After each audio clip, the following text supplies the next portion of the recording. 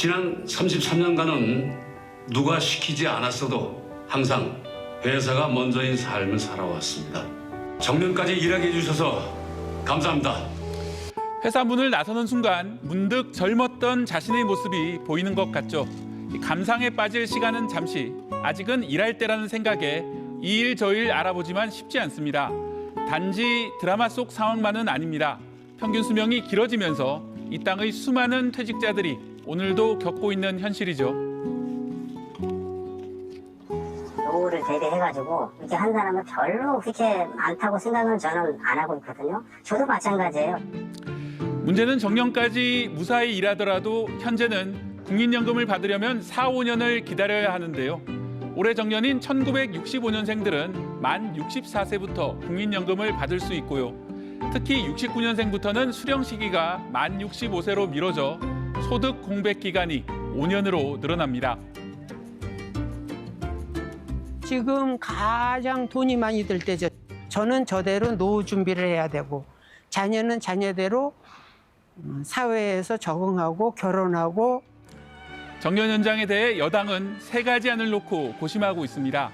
1안은 3년 뒤인 2028년, 2안과 3안은 4년 뒤부터 정년 연장에 들어가고요. 2년에서 3년마다 정년이 한 살씩 늘어납니다. 그런데 2안이나 3안의 경우 67년생은 환갑에 은퇴해야 하죠. 여당은 퇴직 후 재고용으로 사실상 정년을 더 연장하겠다는 방침입니다. 구체적으로 나는 몇 살에 퇴직인가 궁금해지는데요. 중간안인 2안을 기준으로 보면 69년생부터는 만 61세고 퇴직 후 재고용을 합치면 최장 63세까지 일하게 됩니다. 1975년생부터는 완전한 정년으로 65세가 적용됩니다. 정년 연장은 더 이상 선택이 아닌 필수적 과제가 되었습니다. 정년 연장과 재고용을 결합한 입법 및 지원당한 마련을 여당안에는 경영계의 요구도 반영됐습니다. 정년 연장자에 대해 노동자 과반의 동의가 없어도 임금을 깎을 수 있게 한 겁니다. 노동계는 임금 삭감과 소득 공백을 우려하며 반발하고 있습니다. 경영계도 정년 연장보다 퇴직 후 재고용을 선호하며 난색을 표하고 있는데요. 정년 연장을 빌미로 신규 채용이 줄어들 거라는 청년층의 불만도 관건입니다. 민주당은 올해 안에 법안을 발의하겠다고 했지만 노사 모두의 반발에 이번 주 논의 일정도 아직 잡지 못했습니다. 박대기 핫클립이었습니다. 현재 60살인 정년을 65살까지 늘리는 법안을 올해 안에 발의하겠다고 한 민주당. 정년 연장은 더 이상 선택이 아닌 필수적 과제가 되었습니다. 정년 연장과 재고용을 결합한 입법 및 지원당한 마련을 노사 양측의 줄다리기가 이어지자 당 정년 연장 특위가 세 가지 중재안을 제시했습니다. 1안은 2028년부터 2년마다 한 살씩, 2안은 2029년부터 2, 3년마다 한 살씩, 3안은 2029년부터 3년마다 한 살씩 늘리는 방안입니다. 이르면 2036년, 늦어도 2041년엔 국민연금 수급 개시 연령과 일치하는 65살 정년이 완성되는 구조입니다. 그 사이 발생하는 소득 공백은 퇴직 후 재고용을 통해 메우도록 했습니다. 1안과 3안은 정년 이후 1년, 2안은 2년까지 재고용하는 방안이 제시됐는데 조건에 대해선 추가 논의가 필요합니다. 노동계의 수건인 정년 연장이 법제화되는 만큼 경영계의 임금체계 개편 요구도 반영됐습니다. 정년 연장 대상자에 대해선 노동자 과반의 동의 없이 의견 청취만으로도 임금을 깎을 수 있도록 취업규칙 변경 절차를 완화하자는 내용입니다. 민주당 중재안에도 노사 합의까진 험로가 예상됩니다. 노동계는 임금체계 개편에, 경영계는 퇴직 후 재고용의 한시적 적용에 각각 반발하고 있고 청년층의 일자리 감소 우려도 풀어야 할 과제입니다. 민주당 특위 관계자는 노사가 각자 주장하는 부분을 중재안에 담은 것이라며 최종 법안 발의 전에 청년층 의견을 담고 당정 협의를 거칠 예정이라고 밝혔습니다. KBS 뉴스 최경입니다.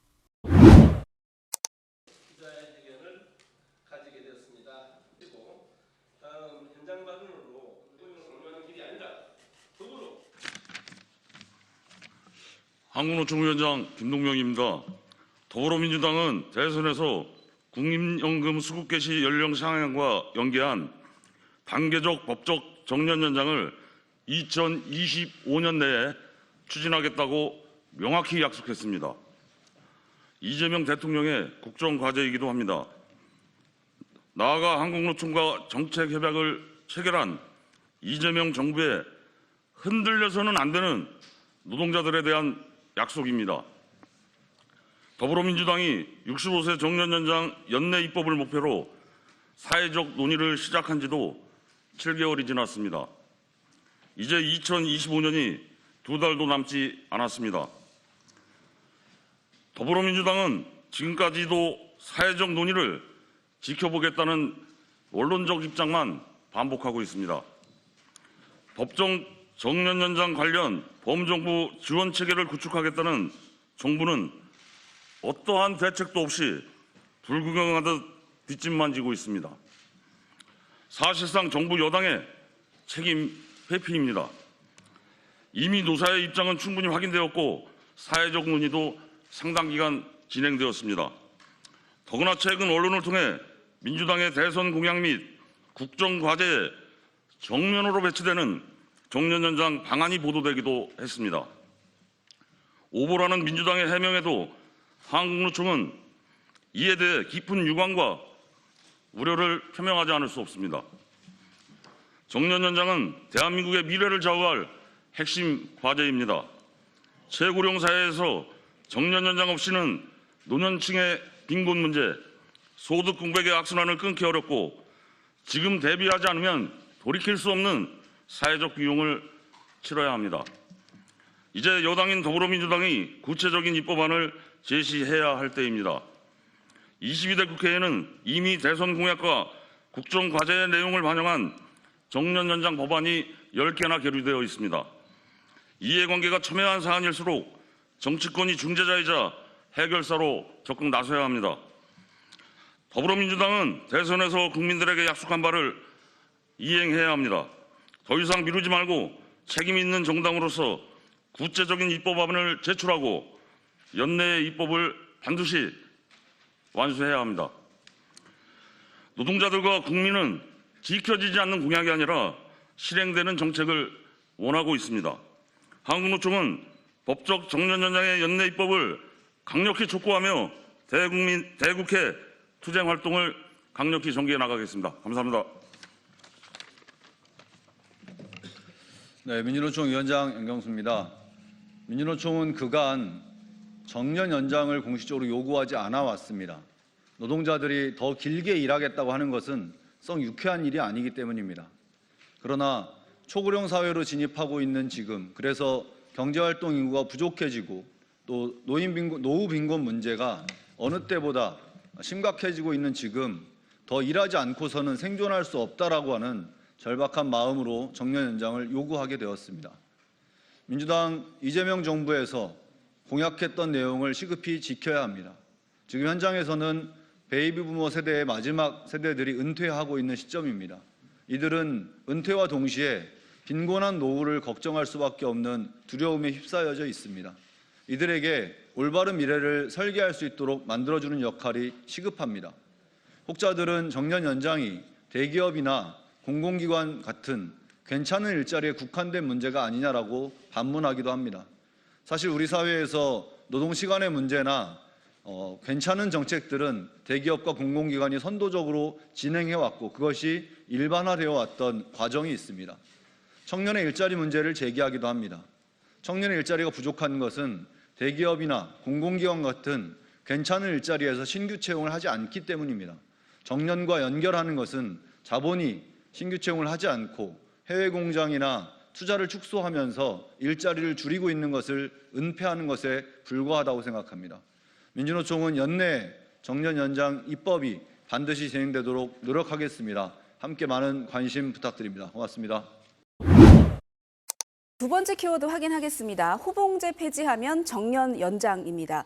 정년 연장 논의 어젯밤 토론회에서도 뜨거운 감자 중에 하나였는데 이제 필요성은 분명한데 그 전에 좀 선결해서 생각해야 될 과제들이 많은 것 같아요. 네, 이게 세대 간의 일자리 갈등이 될까 봐 그 부분을 걱정을 하는 건데요.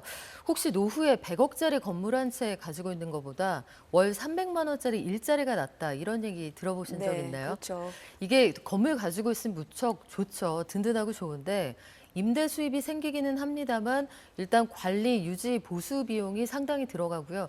인건비가 부담되면 직접 하셔야 됩니다. 세금도 만만치가 않을 테고 무엇보다도 요즘같이 경기가 어려우면 공실이 걱정되기도 하고 오래되면 감가상각도 되죠. 하지만 4대 보험이 보장되는 일자리는 건물보다 낫다. 이렇게 평가될 만큼 노후의 경제력을 담보하는 아주 좋은 수단이 되는데 반면에 이런 재테크보다 유효하다는 이야기가 나와서 노인 빈곤 해결에는 도움이 되지만 청년층 일자리가 잠식당할까 봐 이게 걱정입니다. 그렇겠네요. 지금 고령화도 문제지만 청년 일자리 문제도 무시할 수 없는 상황인 게 AI 때문에 뭐 신입사원 채용하는 숫자도 점점 줄고 있잖아요. 이거 어떻게 봐야 될까요? 그렇습니다. 그게 우리 딜레마인데요. 그래서 최근에 국책연구기관인 한국개발연구원, KDI와 한국은행이 고령층의 경제 자립도 돕고 청년 일자리도 보호할 수 있는 절충안을 찾아보자 해서 심포지움을 열었습니다. 두 기관이 제시한 통계를 좀 보면 작년에 실제로 법정 은퇴 연령 이전에 퇴직한 남성들이 상당히 많았거든요. 네. 이 조사를 해보니까 작년에 조기 퇴직하신 분들 61세에서 64세 남성이 40%를 넘었습니다. 그러니까 10명 중에 4명 이상이 퇴직 연령 이전에 회사를 나가야 한다는 건데 네. 그럼 퇴직한다고 든든할 거냐? 퇴직금이 남아있는 분들도 많지 않다는 게 문제입니다. 집 살 때나 집에 대소사가 있을 때 중간정산 받은 분들도 많았고요. 이게 주택담보대출이 남아있는 상태에서 퇴직을 하시면 이 목돈을 가지고 남은 돈을 일시에 갚거나 아니면 특별한 수단이 없을 때 퇴직금을 점점 줄여가면서 생활하는 분들이 많다는 건데 그래서 두 기관이 숙련된 고령층을 저임금에 고용을 하면서 청년층의 양질의 일자리는 잠식하지 않는 방안으로 제시를 하는 게 호봉제를 폐지하고 재고용하자 이 부분입니다. 호봉제를 폐지하고 그렇죠. 재고용. 예. 호봉제라는 건 사실 능력이나 현장 수요와 무관하게 오랫동안 근무하시면 월급이 올라가는 체제인데 그렇죠. 이 상태로는 기업도 고용을 유지하기가 어렵고 또 이렇게 되면 청년 고용할 여력이 줄어든다는 거죠. 그래서 신규 인력 충원도 남길 수 있는 방안으로 제시를 했습니다. 네, 그렇군요. 우리가 이런 논의할 때 항상 빼놓을 수가 없는 게 이제 국민연금 얘기인데 뭐 내는 돈 받는 돈 여기에 네. 대한 개혁은 이제 시작이 된 거고 이것과 별도로 이제 기초연금, 퇴직연금 이런 전체를 좀 구조적으로 손보는 구조개혁 얘기가 그래서 나오는 거잖아요. 네, 그렇습니다. 기초연금 수령하는 인구는 점점 늘어날 수밖에 없다는 걸 우리 모두 알고 있잖아요. 네. 그런데 최근에는 대선과 맞물리면서 감액제도도 완화하자, 즉 더 줄 수 있는 만큼 더 주자 이런 논의가 뜨겁습니다. 문제는 돈인데요. 재원은 줄고 수령자는 늘어서 이대로면 전 국민 갯돈 이거 구멍 나기 직전이다 이런 지적이 나오는 거죠. 그래서 KDI가 현재 고령층 가운데에서 비교했을 때 소득 하위 70%, 하위 70%는 사실 표현이 좀 어색하고 네. 노인들 중에 30% 제외한 전체에 지금 지급하게 돼 있잖아요. 이 기준을 좀 바꾸자 이렇게 주장을 합니다. 노인들끼리 비교를 했을 때 소득 기준이 그 정도가 아니라 전체 인구 가운데 소득이 70%까지 이렇게 좀 바꾸는 방안이 필요하다는 건데 이런 논의가 나오는 건 가난한 중장년층이 혹은 청년층이 상대적으로 부유한 노인을 부양하는 소득 역전 현상이 발생할 수 있다. 그렇겠네요. 이 부분에 예. 대한 지적인데요. 만약에 이게 정말 이루어진다면 연평균 10조 원 정도 재정이 좀 줄어들 것으로 예상이 됩니다. 네, 그렇군요. 앞서도 지적을 해주셨지만 자산이 아무리 많아도 당장 이제 들어오는 돈이 없으면 어려워질 수밖에 네. 없기 때문에 이런 연금이 그래서 중요한 거 아니겠습니까? 그렇습니다. 그래서 이 부분을 아주 조심스럽게 접근을 해야 하는데 부동산이 있다고 해서 현금 수입이 생기는 건 아니거든요. 그래서 나오는 대안이 이 주택연금을 활성화하는 방안입니다. 부동산 자산 비중이 워낙 높기 때문에 우리 고령층의 특성을 고려하면 우리가 가지고 있는 이 부동산을 좀 유동화할 수 있는 방안을 생각해 보자는 거죠. 주택연금이라는 건 주택을 나라에 맡기고 여기에서 발생할 수 있는 그 비용을 일종의 월급처럼 연금처럼 받아가는 그런 제도인데 한국은행이 조사를 해보니까 실제 고령층에서는 주택연금 가입할 의사가 있다 이렇게 답한 분들이 많았습니다. 최근 조사를 보니까 55세에서 79세 가운데 설문조사에서 응답한 사람 40%는 나는 주택연금 가입할 의사가 있다. 집 맡기고 월급처럼 받겠다 이렇게 응답을 했거든요. 이건 뭐 단순한 가정입니다만 만약에 2세대 전부가 55에서 79세 전부가 주택연금에 가입한다고 하면 네. 이렇게 발생할 수 있는 수입이 연간 35조 원 정도 됩니다. 굉장히 큰 돈인데 2023년 국내 총생산 GDP의 0.7%를 넘어서는 수준입니다. 그렇게 된다고 하면 그만큼 재정 지원이 좀 줄어든다 이런 얘기가 되는 거잖아요. 그러니까 35조 원이라는 돈이 그냥 부동산으로 깔려 있다가 실질적으로 꺼내서 쓸 수 있는 돈으로 생긴다는 건데 만약에 이분들이 소비 여력이 생긴다 이런 느낌이 들면 내수에도 분명히 도움이 될 겁니다. 그런데 우리가 좀 걱정이 되는 건 상속 문화가 워낙 뿌리 깊기 때문에 요 자식들한테 남겨둬야 되는 것 아닌가? 네. 이게 부부 가운데도 동의가 안 되시는 분들이 계시다는 거고 자녀들을 설득하는 것도 사실 현장에서는 문제가 된다고 합니다. 이런 것도 좀 풀어나가야겠죠. 네, 대선과 맞물려서 앞으로 이런 논의가 또 어떻게 진행될지도 지켜봐야겠습니다. 잘 들었습니다.